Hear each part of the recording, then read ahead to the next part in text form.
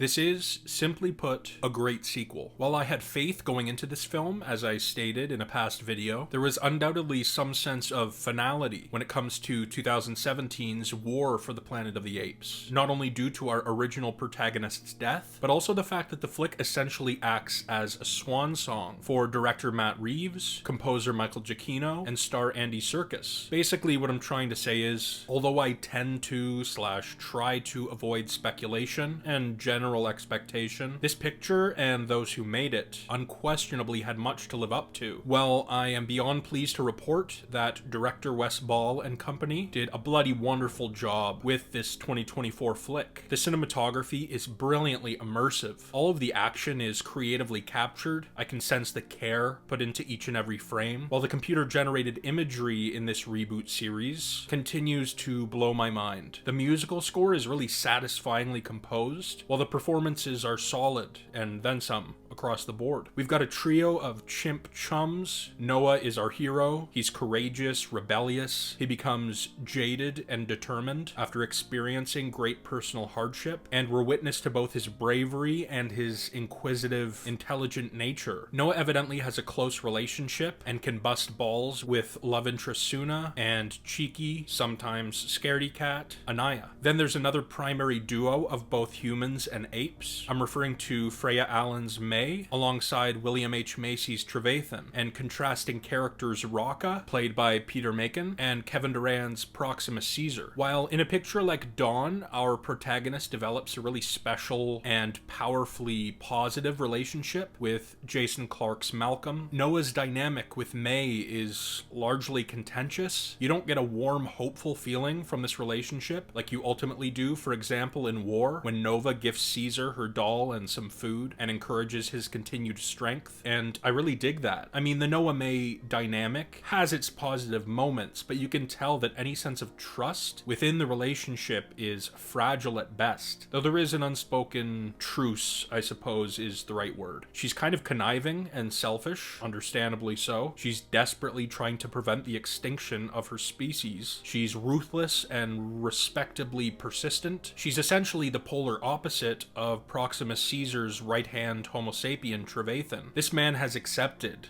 that this is now a planet of apes. He's trying to save himself, not the human race, by both teaching and entertaining Proximus, thereby preserving his value, which leads me to essentially my only gripe with this flick. And I don't know if I'm biased, given that I was especially anticipating Durand's performance, whose talent I have greatly admired since he first appeared in my favorite television show Lost back in 2008. But I didn't think we got quite enough of this antagonist here. The concept of this character is fan-fucking-tastic, which we'll get back to in a bit, and integral to the narrative. But besides the fact that we don't actually meet the character until approximately 90 minutes into the movie, I wish we got to delve more into his psyche, perhaps his past. I understand what he's doing, but I wish we got maybe an extra 15 or so minutes in the second act so that I more deeply understood why he's doing it. We didn't get to experience what led him to this point. That being said, his presence is felt prior to his physical appearance.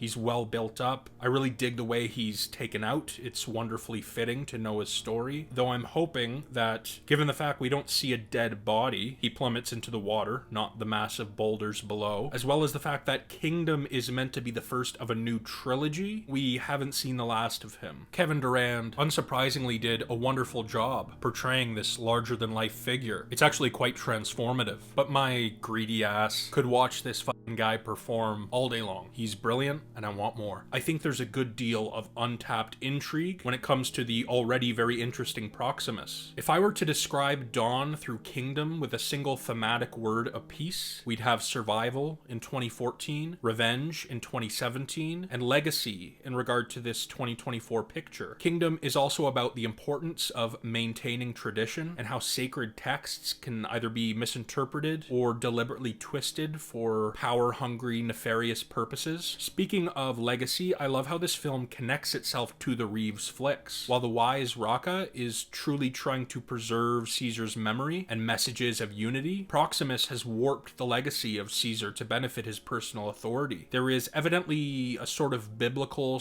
/ real-world parallel, which I adore. All of these movies have proven themselves to be incredibly smart and thoughtful, which is not an easy task when dealing with a tale about horse-riding monkeys. This film revels in the small, quiet moments, which happen to be quite poignant. I'm referring to 2 scenes in particular, or rather one scene alongside a strong kingdom motif. It's quite deep when our impeccably visualized apes solemnly look through the pages of an old picture book to find illustrations featuring humans gawking at caged apes. So much is said whilst literally nothing is said. It's kind of harrowing to see these individuals learn of their bleak history. Then the recurring affective bit to which I'm referring contains our apes gazing through an enormous telescope. There's a pair of instances during which these characters place their eyes against this device, and although we don't see their particular POV, we do get to view the wondrous mind-leveled look in Noah's eye when gifted this glance at his vast universe. And these Apes movies tend to focus on earthly events, so it's quite powerful just to see an ape's flabbergasted retinal reaction to the enormity of our solar system. I love how Kingdom connects itself to the previous pictures in the series. In fact, although that trilogy takes place centuries ago, preceding pictures are smartly and organically made to be integral in this long-running reboot series. This very satisfying franchise picture completes the task I always wished it would. It builds upon previous films while revitalizing and refreshing the series and basically justifying its own existence. I'm exceedingly excited for this story to continue.